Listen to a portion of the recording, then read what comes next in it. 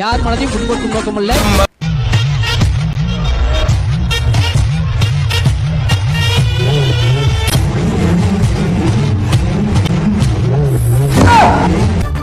டீக்கடை முதல் அரசியல் அரங்கம் வரைக்கும் இதுதான். அண்ணாமலை மாற்றப்படுகிறாரா? பாஜகவுக்கு புதிய தலைவர் வருகிறாரா? அதாவது நான் இந்த கூட்டணிக்கு தடையாக இல்லை. அந்த பயம் இருக்கட்டும். 2020ஆம் வருடம் நான் தமிழ்நாட்டு அரசியலுக்கு வந்தேன். அன்று முதல் என்னுடைய நிலைப்பாடு மாறவே இல்லை. எந்த நிலைப்பாடும் மாறாது. 25லயும் மாறாது, 26லயும் மாறாது, 25லயும் மாறாது, 26லயும் மாறாது. ஏனென்றால் அதிமுகவுடன் கூட்டணி வேண்டாம், பாஜக தமிழ்நாட்டில் தனித்து நிற்கணும். வாய்ப்பில்லை ராஜா. 2024 தேர்தலில் வலியுறுத்தினார். அதன்படியே பாஜக தனித்தே நின்றது. இன்னைக்கு அதிமுக பாஜக நெருங்குகிறது அப்படின்னு சொல்லும்போது அவருடைய கருத்துக்களை அவர் பகிர்ந்திருப்பார். நிலைப்பாட்டில் அவர் உறுதியாக இருப்பதனால இந்த சூழல் உருவாக வழிவிட்டு அண்ணாமலை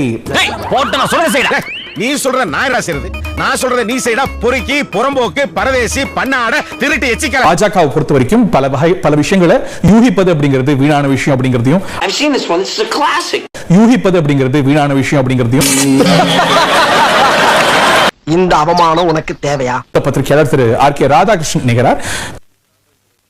ஒரு புதிய தலைவர் வருகிறார் அப்படின்னு பலமுறை நம்ம கேட்டிருக்கோம். அதிமுகவும் பாஜகவும் ஒன்றிணைந்தால் நிச்சயமாக 2026 தேர்தலை ஜெயித்து விடலாம் என்று அவர்கள் நம்புகிறார்கள். அடுத்த பக்கம் அது முன்முனை போட்டியாக மாறிவிடும். டிவிக்கு ஒரு சைடுல இருக்கு, ஒரு சைடுல இருக்கு. ஆனால் இதற்கு தடையாக இருக்கிறது அண்ணாமலை என்று அனைவரும் கூறுகிறார்கள். ஆளே இல்லாம என்ன பேசிட்டு இருக்க நீ? கூட்டணி வைக்கின்ற பட்சத்தில் நான் தலைவனாக இருக்க மாட்டேன், தொண்டனாக இருப்பேன் என்று கூறியிருக்கிறார். எப்படி சார் கரெக்டா சொன்னீங்க? எப்படி? அது பார்த்தாலே தெரியுது சார். கூட்டணியில இருந்தாலும் இரண்டு வலுவான கட்சிகள் கூட்டணியில் சேரும்போதுதான் உங்களுக்கு அந்த கூட்டணிக்கே வலிமை ஏற்படுது. ஆனால் அவர் என்ன மனசு வச்சிட்டு இருக்காருன்னு தெரியாது. தொடர்றதும் நீடிப்பதும் எல்லாம் அதிமுக கூட்டணி பேச்சுவார்த்தை சம்பந்தப்பட்டது. நீ புசு புசுங்காத. தமிழ்நாடு பிஜேபியில அவருக்கு ஒரு ஃபாலோவிங் இருக்கு. சோ அவர் ஒரு தொண்டர்னு பிஜேபி விட்டுருமா? இல்ல அது எப்படி முடியும்? ஏன் முடியாது? வேற ஒரு இடத்துல அவர் ஆனரபிளா ஒரு மத்திய அமைச்சராவோ இல்ல தேசிய அளவுல ஒரு நிர்வாகியாவோ ரீஅகாமடேட் பண்ணுமா? தெரியல.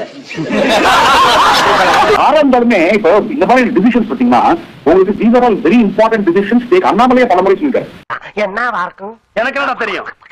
கேளுடா. கூட்டணிங்கிறது தேசிய தலைவை தான், லீடர்ஷிப் தான் முடிவு பண்ணணும், நாங்க பண்ண மாட்டோம் அப்படின்னு சொல்லிட்டு.